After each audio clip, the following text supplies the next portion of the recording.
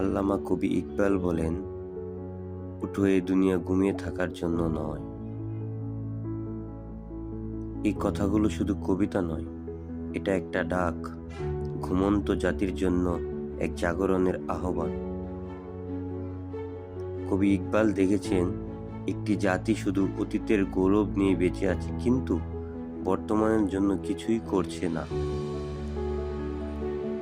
তিনি বলেন, যে জাতি পরিশ্রম ভুলে যায় সে জাতি একদিন ইতিহাসে পরিণত হয়। আজ এই কবিতা আমাদের প্রশ্ন করে, আমরা কি সত্যিই জেগে আছি নাকি শুধু বেঁচে আছি?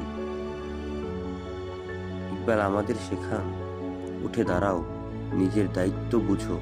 আল্লাহ তোমাকে নিষ্ক্রিয় করে সৃষ্টি করেননি। জেগে ওঠো, কারণ সময় কাউকে অপেক্ষা করে না।